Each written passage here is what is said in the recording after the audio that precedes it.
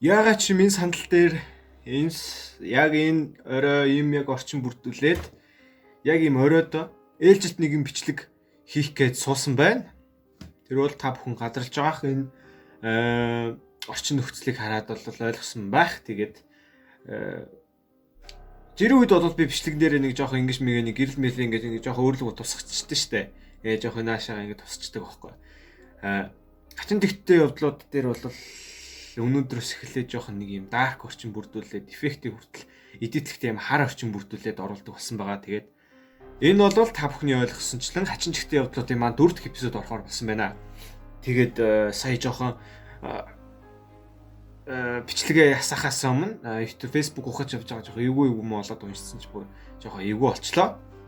За тэгээд энэ бол контент. Тэгээд өнөөдрөх хачин тэгтээ явдлууд руу орцгоё. За юу оруулж намайг одоо зүрхийн маань алдгийн байгаа. Бүгдээр харцгаая.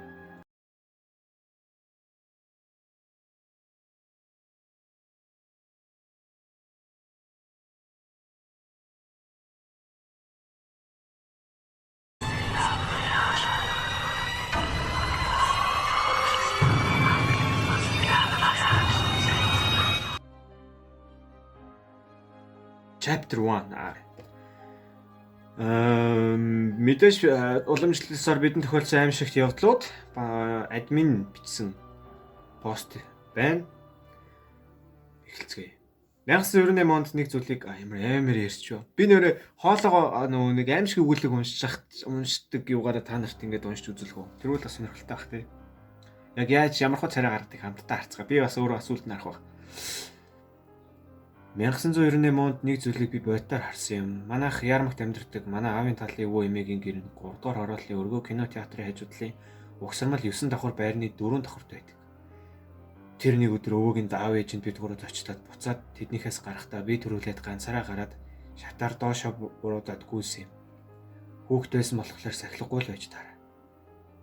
Яг тэднээс гараад шатаар уруудаад 2 давхрын шатны голд иртэл миний өдөөс тал нүртэй тал биетэй хүн ханд буулгацсан юм шиг сарвалзаад над руу хараад зогсож байсан. Ёо, юу вэ?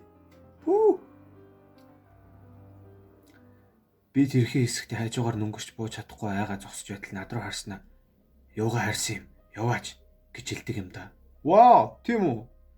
Би сандраад яг хажуугаар нүнгөрөө доошоогоо шат уруудаж гүгээд нэг иймэрхүү хоолоогоор би өрнөл хачин саяын нөгөө нэг юу лээ? Тоглоомын талбай аимшигийнхаа өгүүлгийг энэ иймэрхүү хоолоогоор л өрнөл уншдээ штэ. Их гоё гарахгүйгаас тээ.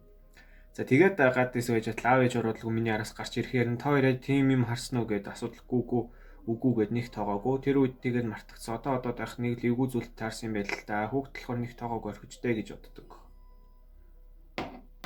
За нэг иймэрхүү байна. Их гоё өмнөхийг бодвол нэг хайлгаж болоо яхаа чадсангүй ч гэх хаашаа. Гэтэ ер нь бол хүнд тохиолдсон явдал тэгээд бас л эвгүй байна. Тэгээ та хэд яг камерны юм харсан бах. Камерны чанар манарыг харсан байх. Камерын чанар бол жоохон өөрчлөгдсөн. Тэгээд орчин ч гэсэн жоох ингээд жоох хард биш ч гэсэн нэг иймэрхүү. Миний камерны өнгөнд айгүй гой зөгцөөд байгаа байхгүй юу?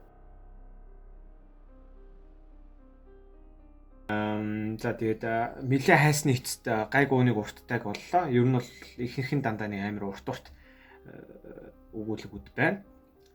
За тэгээд сайн байна уу, шинэ гишүүн байна. Би өөрийн болсон явдлаа ярьж өгөхөр шийдлээ. Би ганданд амьдардаг байлаа. Нэгэн өдөр усаа авахаар худаг явах гэж байтал миний хажууд жаацтай зураг байв.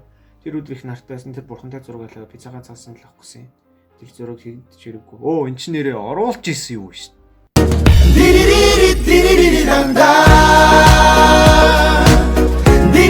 Жох уртч гэсэн. Яг хуу та нар ингээд сэтгэл байвал сэтгэл нь ч яг хуу ер нь бол ингээд сонсоод үзээрэй. За тэгээд 2012 оны үед болсон явдал. За тэгээд энэ магадгүй одоо миний нөгөө нэг биччихсэн тоглоомын талбай өгүүлэхдээ ерөнхийдөө бол утга нэг ойролцоо нэг байгаа. Тэгээд тухайн үед одоо хүүхдийн хулгай 8 их газар авч хаа сайгүй газар одоо ингээд хүүхд алга болдог байсан. Тэгээд мэдээтэй шууд ингээд холбоотой гэж байна. Тэгээд үнэмшлгүй санагдвал гээд алгасч болно. Тэгээд бодит явдлыг ярианаас нь хүргэе гэж байна. 2012 оны үйл хичээл 6 өнгөрөөж тардаг байсан. Би тэр үед 10 жил сурдаг байсан. 10 дугаар анги байсан байх. Орой хичээл тараа сургуулийн үүдэн дуу уг хүүхдийг харсан бол дэрэг холбогдорой гэсэн зар харагдаад өнгөрч исэн. Ер нь тэр үед сошиал медиа элдвийн зүйлсээр шуугддаг байсан мөртлөө нийгэмд амны маш том сэдэв болсон байсан. Тэгээд сургуулиас харахад гадаад цас хаялаад аль хэзээний анх нөмөрцөн би ганцаараа явжсэн болохоор хурдан автобусны буудал ороод бэрч зогслоо. 5 шарын буудал дээр автобус ирдэггүй ханы материал гээд хүлээгээд байдаг. Тэгсэн нэг микро дахиж орж ирээд нэг масктай шилдэг хүн сонхоо онгоолгоод яг миний урд дээрээ зогссон. Ханы материал энтергээд орилоод эхэллээ. Хүн ямтан ч автобус ирнэ гэдгийг мэдээд суухгүй байж байтал хоёр жоохон барагцааг нэг 5-6 дугаар ангийн хүүхдүүд гүйлдээд ороо суучлаа. Би ч даарч байсан болохоор суучих уу, маргааш автобусны мөнгөө олчих байх димээ үү гэж сэргэлдэж байтал гинэ тэр хоёр хүн суугаагүй хаалга пит хат хийгээд дорн түртар хийгээд эхэллээ. Дотор нь түртар хийгээд эхэллээ. Би буудлаас нэлээд цаа цохож байсан болохоор ганцаараа зогсож байсан. Гинт цонхойг нэг хүүхд татаад онгойлгоход би үнэхээр бүлж нулимс цээлхэнхээр зүйл харж ирсэн юм. Өнөө масктай залуу хүүгийн ямыг дарчихсан цаана бас нэг зүйл залуу нөгөө хүүгийн ямыг дарсан байдалтай өнөө хүү цонхоор нь цохох гээд өндөдөл шууд хоолойг нь хэрччихсэн. Энэ ихтэй магадгүй хэтрүүлэгтэй баха. Хэтрүүлэгтэй гэж магадгүй. Тэгээд аимшигтай байсанд ойрлж чарлаа. Тэр буудал дээр байсан зүүн тооны хідэн хүн цугалтал чарлж ойрлжлоо. Хүү тийчгэн жиглэх үед давхцж би давхцж ойрлох шууд цонхоо агаад хөдөлж гисэн. Би өөрлөжөө хажуугаар нулимс гараад өнөө хүүг над руу яаж харсан санаанаас огт ордоггүй харих зэмдээ бослоос өрөөс.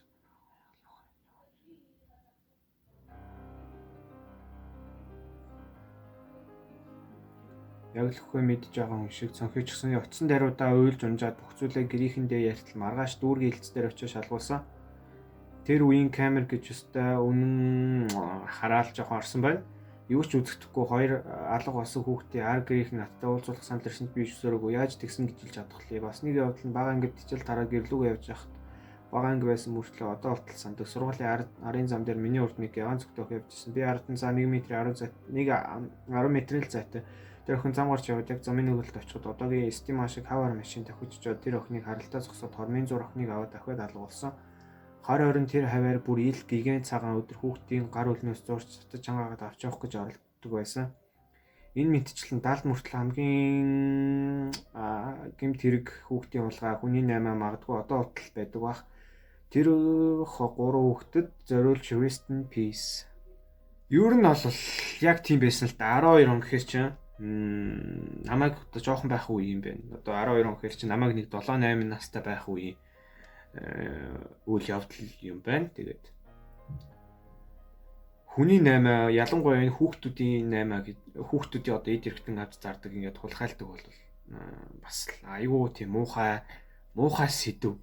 Тэгээд үүнд зориулж гэх юм бол дүүнрийга одоо миний үеийн хүүхдүүд байвал дүүнрийга бас өөрсдийгөө ээж байх юм бол хэрвээ та надаас ах их хүмүүс байх юм бол хүүхдүүдээ хараа хяналттай байгаарай гэж хэлмээр байна. Тэгээд би бүгдээрээ гэгэл гэрсэт гэхэд бол бүгд хараа хяналттай байхад хараа хяналттай нэг нэгэнтэй хайртай байхад бол болох байхаа гэж бодож байна. Тэгээд ямар ч байсан үнэхээр харамсалтай байна. Тэгээд ямар ч би өнөөдрийн юун дээр бол энэ дээр ч юм уу энэ дээр тэр энэ босын явдлыг бол скриншот хийж оруулмааргүй байна. Зүгээр ингээд миний ярианаас сонсож байгаа. Сүүлийн ачин жигтэй явдлуудаа бүгдээрээ уншицгаая. Нэг юм юу боллоо. Тэгээд би ер нь бол яг ингээ харчаал уртын нэг харчаал за энийг гайгүй уншаад ингээ оруулчих гэдэг байгаа. Тэгээд яг адилхан бүр эмоц яг адилхан анх уншиж байгаа хүн учраас ингээд надаас ингээд амар эвгүй байгаа байхгүй юу? Ингээд амар эвгүй. За тэгээд урчны жилийн үйл 20 дугаар ангийн дүүгээ сургуулаас нь аваад гэрлүүгээ алхаж ирсэн чи өөдөө сой хөрөөгөө болоо жоохон хүүхд твэрчихсэн нэг ах хүүхдээ хүүртгэнтэй хальж оргуулчихсан сэгсчээд өөлүүлээд өөдөөс тулаад ирэхээр нь сайн харсан чи хар өвлөр хүүхдээ макнаас өөр юм өмсүүлээг байхаар нь айгуу цочртоод олон юм бодоод шокроо зургууд явуулсан. Дүү өтөөр явчих чадахгүй ардаас нараа зогсчихсэн чи ардаас хоёр их зорилтоод гараад ирсэн. Хүүхэд аваад явчлаа гэд уйлдахаар нь яг ухаан ороод дүүгийн ардаас чадлаараагүйгээр над хоёр их сэтгэл хоцроо ороод ирэхэд гүйц. Нөгөө ах бол нилээн холчихсан байсан. Гүйцээд нилээн ойрцонд барьж авч чадахгүйсэн. Зурж байгаа охин залуу хоёроос бариад аваарай гэж ярилцахад банд нь ухсхийгээ барих гэж байхад охин угдчих татаад нэг юм яриад болуулсан. Айгүй уур хүрсэн. Бүр гайхалтай гүйж байгаа замын яг эсрэг талд цэргийн хувцастай дөрөв залуугаас тусамж гуугаа ташхах тоогоогүй. Би бүр хүүхд тулгаалчлаа гэж орилсон ч биений удраад бодвол чи ёо би ёо гэж байсан биз. Ерөөсөө хөдлөөгүй. Яг уу энд чинь бол тэгэл хандлага бас тэгээд юу бол байгаа л да. Хандлага тэгээд хой хүний ухамсараас шийдэхээр асуудал байна л да. Гэтэ бас нөгөө талаараа бодоод үзэхэд тэгээд ингээд ерөө өөр хүүхд тулгаалаагүй өөр зүйл байсан бол яг уу те. Гэтэ яг уус тийм байхгүй л те. Зүгээр хүүхд хулгаалаагүй зүгээр ингээд одоо аав нь ч юм уу ингээд хүүхд аваад явж ивэл одоо магадгүй аав ээж хоёр нэг хоорондоо зөрчилсөн байх нь шүү дээ. Тэгээд аав нь уурлаад хүүхд аваад гараад явж исэн бол бид нар одоо ямар ч тийм арга байхгүй шүү дээ. Аав нь одоо чи хүүхд тулгааллаа гэж хэлэхэд хэцүү. Тэгэхээр бас ийм зүйлүүд юм бас гол асуудал учрыг мэдчихэд тэгээд хинтээ буруу гэсэн хамаагүй зүв байх гэж бодож байна. За тэгээд үргэлжлүүлээ. Би бас бурууч байж магадгүй. Тэгээд нилээн гүйжгүй зогсохоор нарай гэж ярьж аваад хүү ихэхийн завдлаг нөгөө бах толгоороо зөхөд унсан. Өө ёо. Нөгөө гартаа хүүхд тврээгүй бол бүр алуулахаар байсан. Тэгээд нэгт хоргоо чадаагүй явуулсан. Цагдаа дуудчихад хоёр ихчид хилээ дүүгээ дагуулад хараад удаагүй байхад цагдаа залгаад бариад авлаа санал онлайн өрөх боломжтой нү. Гэхдээ очоогүй тэгээд өнгөрөөсөн. Мэдрэл муу хүн байсан уу? Яг хүүхдийн улгаа байсан уу? Сайн мэдээгүй. Тэр үед хүүхд тулгаас хүнээс илүү хараагүй царайлж байгаа хүмүүсээс илүү айсан. Тэгээд өнөөдрийн хачин чигтэл одоо өнөөдрийн маань хэсэг болвол цувралын бичлэг болвол дандаа юм хүүхдтэй холбоотой болвол бичлэг байлаа. Тэгээд яг эндээд ингээд сүултэн дүгнээд хэлэхэд болвол түрүү хэлсэн шүү дээ. Дүүнрийгээ бас одоо миний үе хүүхдүүд байгаа бол өөрсдөө ялангуяа охтууд өөрсдийгөө тэгээд надаас ах эгчнэр аав ээж болсон хүмүүс үзчихвэл хүүхдүүдээ хараа хяналттай байлгаарай. Тэгээд хараа хяналттай байгаарай. Тэгээд аль болох хүүхдтэй захиад тэгээд болгоомжтой л баймир юм байна. Гэтэ одоо бол нэг хайхтар ийм зүйл бол яг уу гадуур мерсээр гарч байгаа ч гэсэн яг 12 оныгоо бодвол нэг тийм туйлшраагүй их тийм олон хэлэх татгатаа өөрсдийгөө дүүнрийгээ хүүхдүүдийгээ байнгын хараа хяналттай байлгаараа бас тэднийгээ бас хайрлаж байгаарай гэж хэлмээр байна.